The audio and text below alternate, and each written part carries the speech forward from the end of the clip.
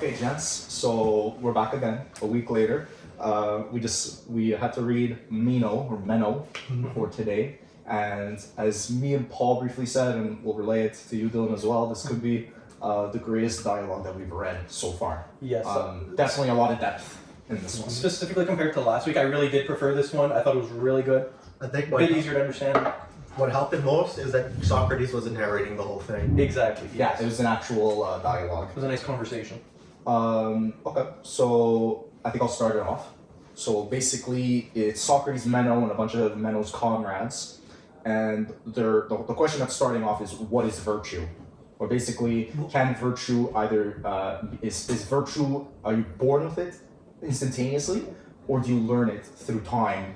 And we're basically being taken along this ride between Meno and Socrates' arguments. Yes, although I will say it does start off asking whether it can be taught specifically, but then because Meno asks whether it can be taught, but then Socrates pumps the brakes and says, "Hold on there, let's figure out what is virtue before we figure out whether it can be taught Or not, yeah.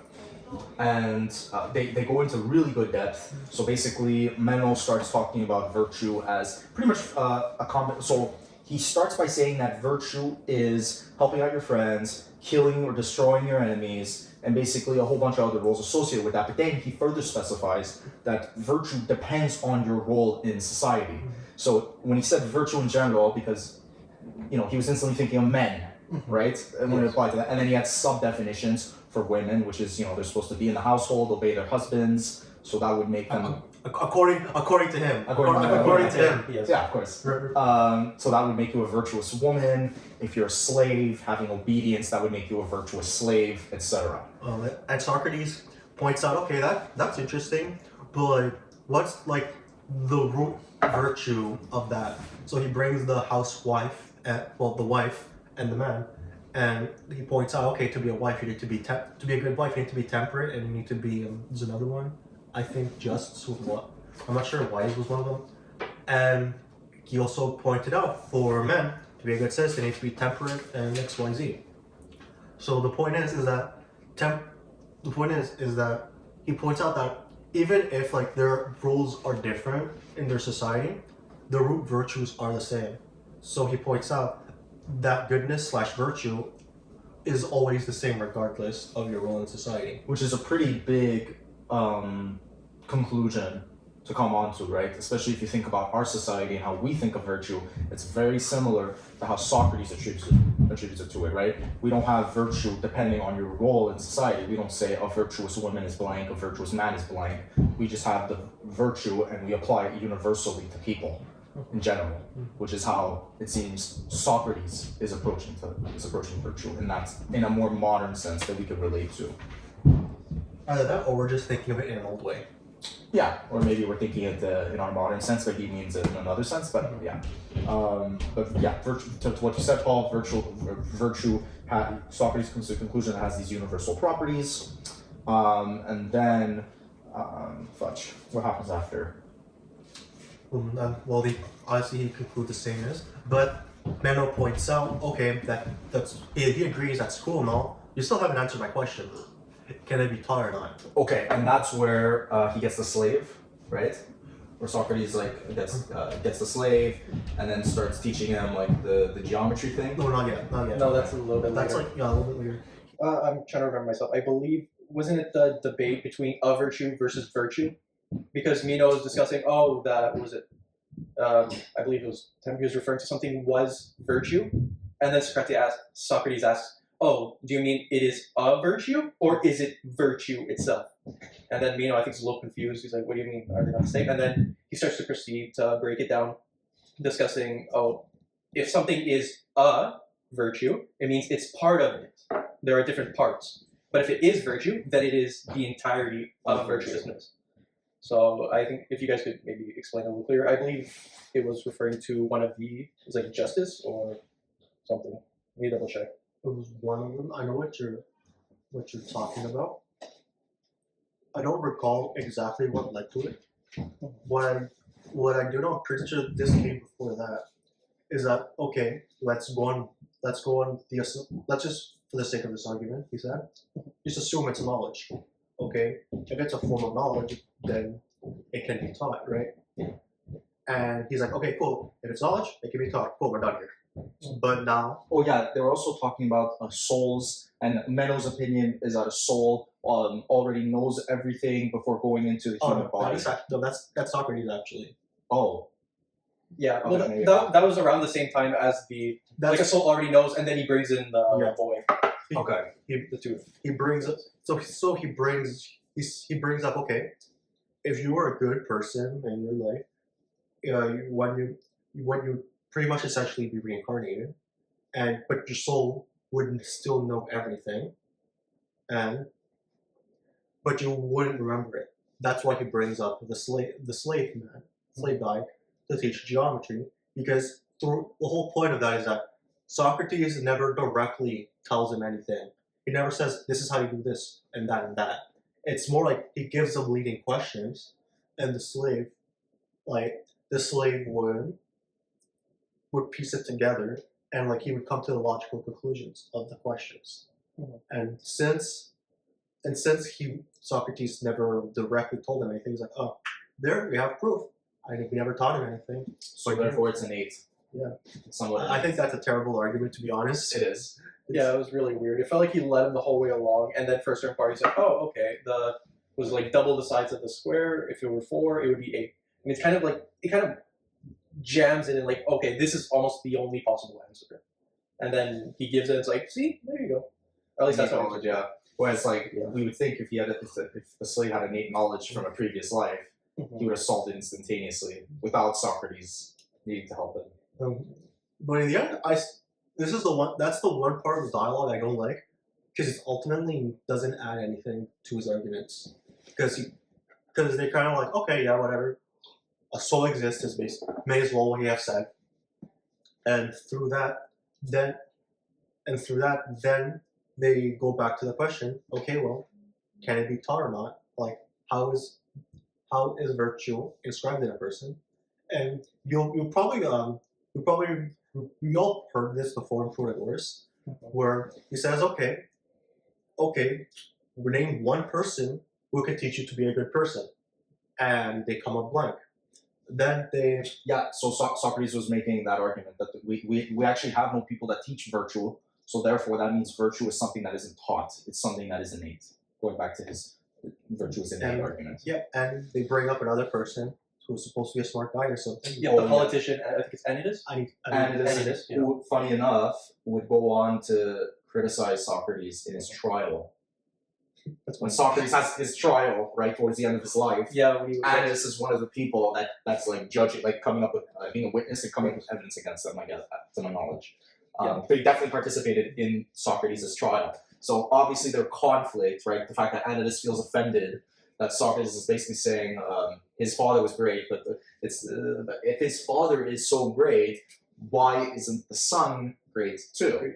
Because like if Socrates' argument makes sense and we have innate virtue in our essence, shouldn't a father be able to transmit that to the son? And then not only does he apply it to Anytus, but he also applies it to the sons of Themistocles, Pericles, Thucydides, etc. The whole point of that argument is to say it can't be just because of nature. Because sure, while those sons managed to be like great wrestlers or horse riders, they weren't necessarily as good as their fathers in terms of virtue. So I think this is the main conclusion we should talk about. Is that okay? Well, if it's not knowledge, if it's not virtue, how are people good in the first place? And he says it is like divine inspiration coming from the gods to the person. Yes.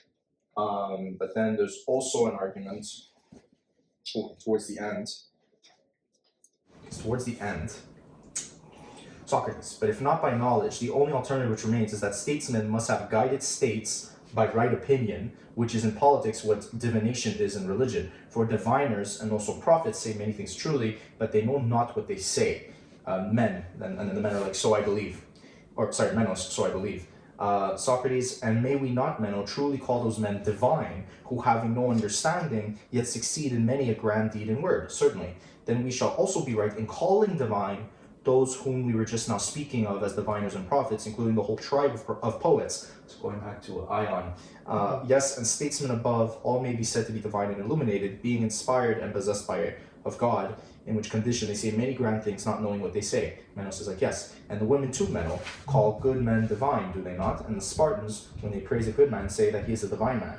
Menos, and I think Socrates that they are right, although very likely our friend Anytus may take offense at the word. Socrates then says they do not care. As for Anytus, there will be another opportunity of talking with him. To sum up to our inquiry, the results seem to be, if we are all right in our view, that virtue is neither natural nor acquired, but an instinct given by God to be virtuous. Nor is the instinct accompanied by reason, unless there may be supposed to be among statesmen someone who is capable of educating statesmen.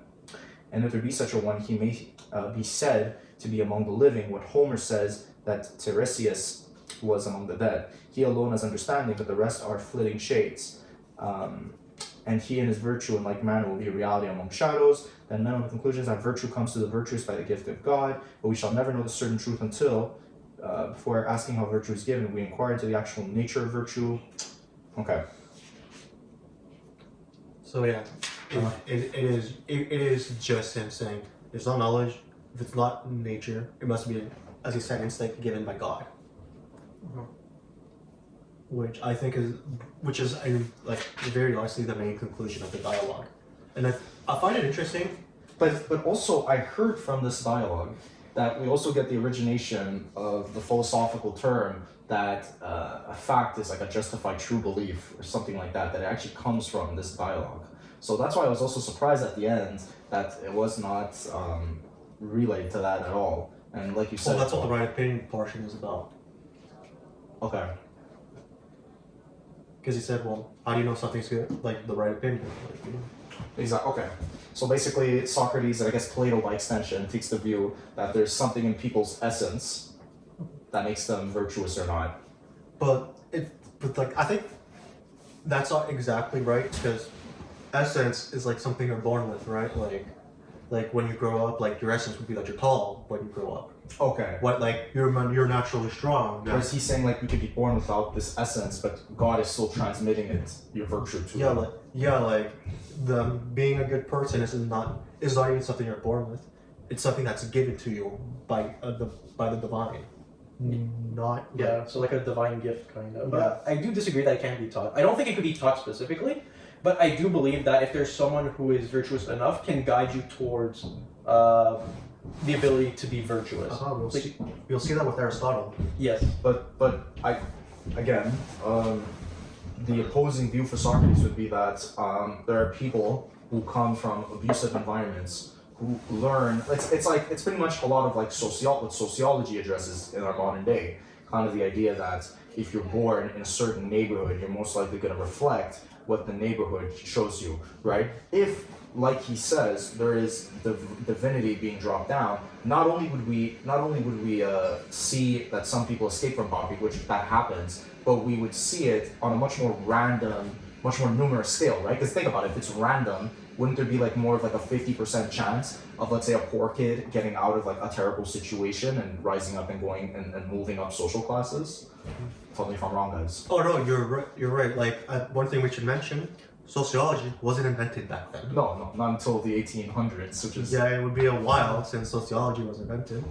But I'm just bringing up like one argument that from our modern day that we could use if we were right in front of Socrates. But if we were to think of it like back then, he did point out that like, okay, good people could have bad kids, but bad people could have good kids as well. He did mention that. I'm not sure. I don't think he mentioned it extensively here. He did mention it more Protagoras, where it's like, okay, well, why if virtue is something that's purely inherent as well?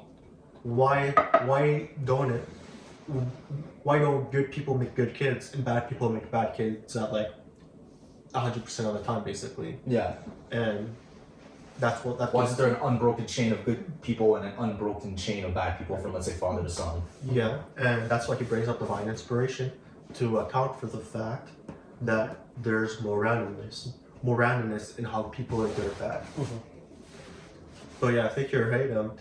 But like, I don't even think that would necessarily deter Socrates that much, since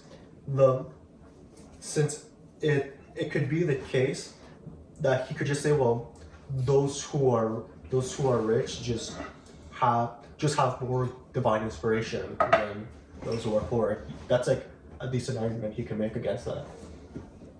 Well, I do think that would just mean God's kind of classist, but Well, imagine it wouldn't be classist if he picked some poor people that would eventually become rich. Yeah, it's more random. It's like spin a wheel and then you pick the first person that it hits. Okay, you get a bit of virtue. But of course, like what he's failing to account for is the fact that he himself was imparting wisdom onto the slave to allow the slave to then put the pieces together and sort of solve the problem, or not solve the problem, but tell Socrates what he wanted to hear. So that's something else that's not accounted for. So I made note that Socrates, his distinction between true belief, which is what's imparted by the gods, and knowledge, which is acquired, apparently, according to some people, or according to philosophical tradition, that forms the basis of the philosophical definition of knowledge as justified true belief. So yeah, I don't know if you guys ever heard that, like you probably heard in your philosophy class, right, Paul, at Concordia, like that knowledge is justified true belief. I've heard aspects of that, but like not in that way. Okay. But I did think of an argument, but it wouldn't work with Socrates because he did think the soul is immortal. But what's really interesting is to see, because I know a tiny bit about Aristotle, that actually Aristotle and Plato are kind of similar in their beliefs of they don't so much believe that things can be taught or learned, so much that there's something from the divine that influences people, that gives people certain traits or characteristics that lack in others, which would form the basis of some of Aristotle's thought in regards to essence and stuff like that. Overall, like I don't. Well, I thought this was a very interesting dialogue. I don't agree with it at all. It was especially good to see like them talk about virtue and because virtue is like a big part. It's like you could even construe virtue a little bit for like morality, because morality at the end of the day is doing the right thing, doing what you're supposed to do, what a good person is supposed to do. It's just back then their views on what morality is for a person is different, right? With Meno and how he thinks that there's certain different types of virtues for certain different types of classes of people. Yeah, and that doesn't make sense because Meno, because he was was he an elite, a royal? They said nobleman. He sees everything in class because he's the higher echelon. He sees, okay, the women are lesser, the children are lesser, the slaves are practically nothing. So he sees things through classes, social classes. So it does make sense that he would classify virtue using his thought of class. Not to mention, like, it's ironic that Socrates is advocating for stating that knowledgeable people have this knowledge because it's imparted from them from the divine, and yet Socrates is also questioning Meno's idea on virtue being applicable to certain people. Instead, he thinks of it as like a universal thing. Well, that's kind of why he thinks it's divine, because virtue has these universally good classes. If an argument that it wouldn't be somehow divine is if virtue, we defined it completely different for each group. Like you could be cruel as a woman, like cruel in our definition of cruelty, and that would be counted as virtue. That would be an argument towards Meno's favor, that virtue is specific to a certain person's class. Whereas Socrates is able to find a common denominator amongst all of them, and then from that common denominator, he then comes to the conclusion that it's divine. Because in order for it to be, it's kind of, it's where you could also say that's kind of where objective morality in Western philosophy comes from. It starts with Plato in these dialogues, and maybe Meno is one of them, because Socrates are advocating for an early form of objective morality, especially the divine one. Tell me if I'm wrong, guys. No, I think you're right. When I think of objective morality, like like when people say it's subjective, a lot of the time they bring up a God, which when we read Kant, we'll hear that.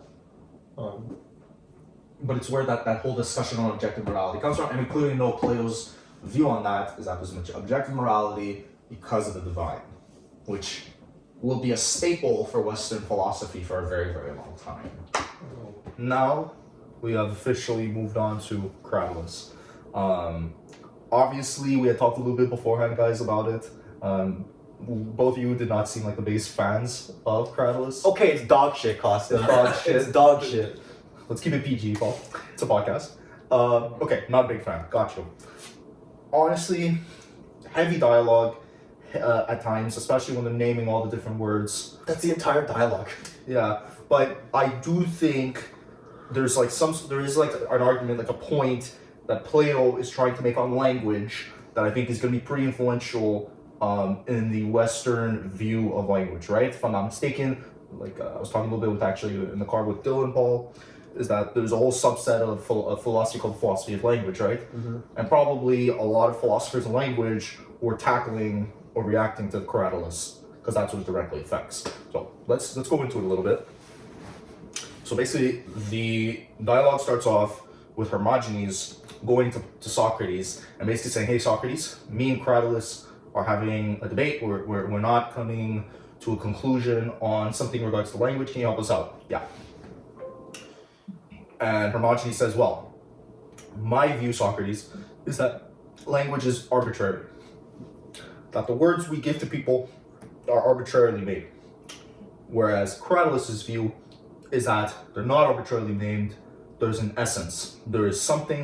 There's a unique set of words and symbols that could be attributable to each object." And then from there, Socrates is throughout the dialogue, right, taking the view more of Cratylus, that there's this essence. They sort of get into the usual Socratic dialogue where Socrates is leading with all these questions. They sort of come to the conclusion that at the beginning that there's words attributable to each thing, and then obviously throughout the rest of the dialogue, we have Hermogenes asking Socrates various times the meaning or derivation of different words. One important part early in the dialogue is when Socrates is mentioning that in the Homeric poems, the Homeric texts, there is one word that is attributable, that was used by the gods to describe something. So a river, right? There was Xanthus and Scamander. exactly, Paul. So Xanthus is what the gods call it. Scamandus or Scamander was what's called for the mortals. So Socrates' view, I believe, was that there was an initial essence to describe something that comes from an earlier derivation of words, but it got bastardized by humans over time. They wanted to add an R, a R sound, that's like a P, the circular P. They wanted to add that at some points to make it sound more guttural. At other times they added the lambda, the L, right, to make it seem more smooth. And that's what he concludes is basically his view on language, that it's attributable to one object, one thing. Then towards the end, Cratylus finally gets to speak. And basically, I got a little bit confused at that point, guys, I'm not gonna lie. Cratylus, I believed, agreed with Socrates that there's an essence to everything. They were just then arguing about proper nouns and common nouns, but then they were also arguing about something in motion and stationary, which I didn't get. And maybe if one of you guys could like fill that in, yeah, that's where I'm at so far. Yeah, I blanked out a lot of the times during this dialogue, because the entire time you had Socrates, you had Hermogenes say, "Hey, what does this word mean?" And Socrates is like, "Oh, this word means this." It comes from this word. And I'm like, that's the entire dialogue. And I think I would have gotten more out of it if I knew ancient Greek, but I don't. I don't even know normal Greek, which deeply affected my understanding of it. Because throughout the entire time, you had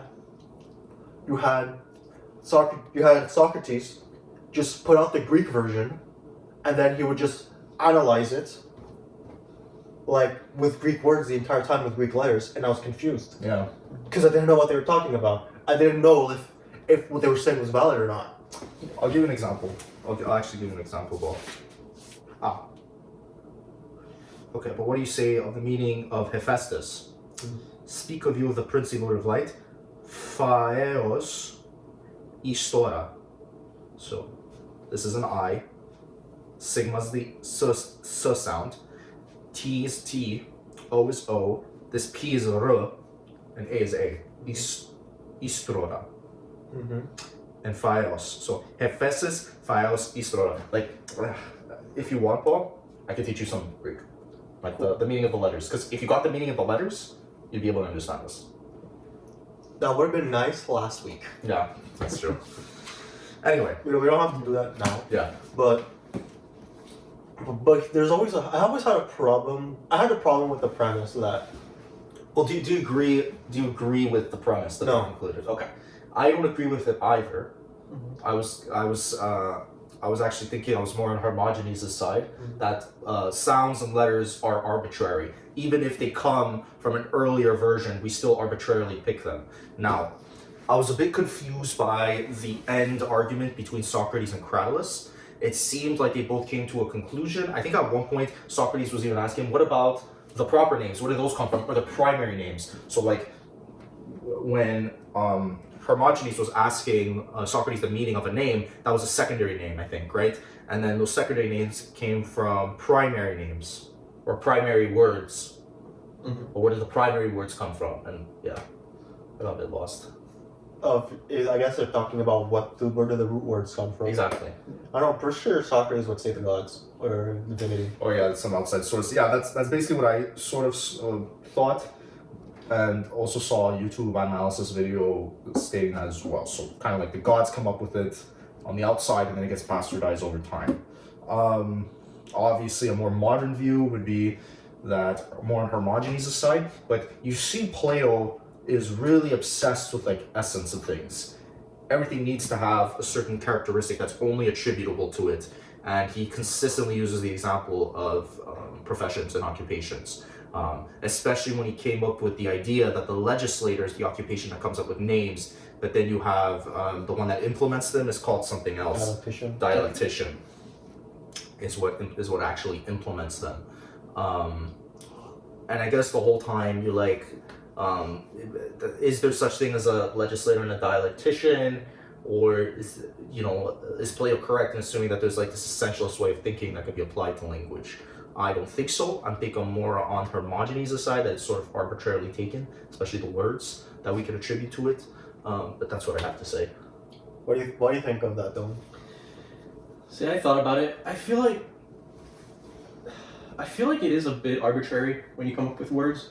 But then there are some words where we think about in present times where there is a bit of essence. Like when you see the word, you understand what it's about. But again, like a lot of them are scientific words that we name stuff that basically describe the word, right? Not scientific, but something like football. I was saying foot, from your foot, ball, you're playing with a ball, and you kind of get an idea of what the sport is.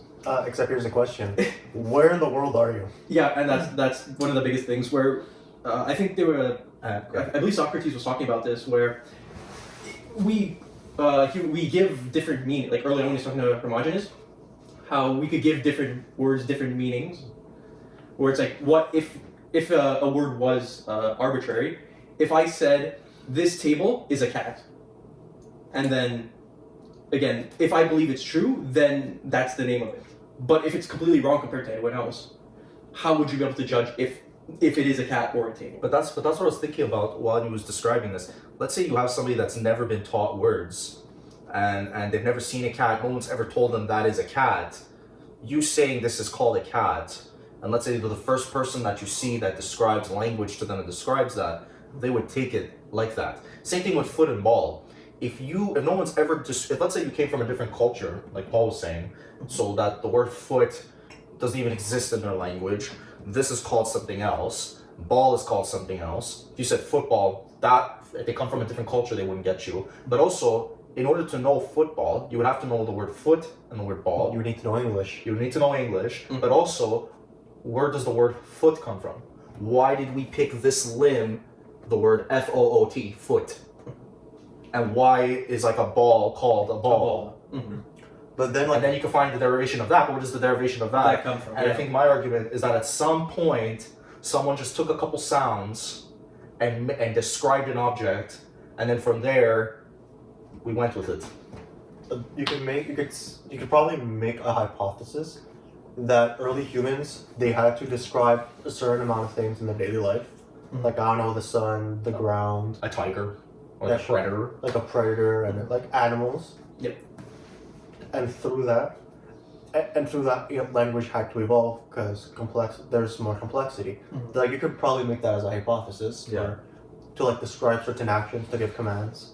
But like, again, that's a hypothesis. But then like, you need to add. But like, if you take the essentialist route, you have to ask, okay, what about different languages? Like, it would kind of it would be like a little bit weird if Or different language families. like different language families where you have languages with completely different structures. And it would be really weird, or like so mostly indefensible to say that they all come from the same language, which All comes from the same essence. That the word, that object is always going to have the same essential sounds and symbols attributable to it. I don't know. You could probably say stuff like, okay, well, like anything that's derived from the Persian languages would probably would probably start from the same. But what about the more Asiatic languages? What about like Chinese, Japanese? I feel like it would be a hard argument to say that they have the same root. Same root. Okay, and that's what I'm starting to understand. When I think of essence, I'm thinking more of the root word, not necessarily where would the root word originally come from. Which again, that would be a little more arbitrary. Yeah. And I think also Socrates, or by extension Plato at one point, makes the argument, because him and Cratylus are also talking about deaf and dumb people. Or, literally deaf and dumb people. And they're like, and they come to the conclusion that if you were deaf or dumb, you couldn't be able to communicate what you meant without language. In other words, outside of what you could describe, language is at the same equals what you can describe. You need to have language in order to describe the world around you and have meaning to the world around you. That's the view that they take, which I think other philosophers are going to react to that in the future as well. That you can't communicate without language. That you can't describe stuff, communicate without language. Yeah, absolutely. Well, I feel like that language is essentially the way that is the way that you're thinking. Is thinking, and going outside of that is impossible. Language is thinking. I don't think you can necessarily make that argument because people don't necessarily think with language. What I took from it is that we're introduced to the essentialist way of language and thinking from Socrates, which he views as correct, and the sophists, which hold a more relativist view, would you say, Paul? Based on subjectivist view, are denounced more as not right. And Cratylus and Socrates can't come to any arguments, and basically Socrates is like, Cratylus, do your research, but Cratylus also, oh yeah, I will, but also you do your research too, Socrates. They part ways. That is usually how the dialogues end. They're like, yeah, there's never usually a clear, definitive answer. Yeah. But to be fair, there never usually is when it comes to these kind of things. I don't know. I think with the Euro, that's the only time there actually was a conclusion that Socrates had. In this one? No, like you think there was like an actual conclusion. Yeah, there's an actual conclusion, but they nominally say that there isn't. Like in the dialogue, they say that there isn't, but actually there is. Yeah. So yeah, this was the worst dialogue by far. By far? I like the idea of it, like explaining the origins of words, the language, Or but the I think, philosophy of language. and the philosophy of language. But I think the fact that they went over it over and over and over constantly, it made for a really dry read. Yeah. This should probably have been, you should know ancient Greek to understand this dialogue. Yeah, you have to have at least a good basic Greek understanding to really understand it. Because but against the without value- it, you'd have to have like a separate page up researching on the side. But just think of it, Paul, is like when they asked for Hermogenes asked for like the meaning of the derivation of the word.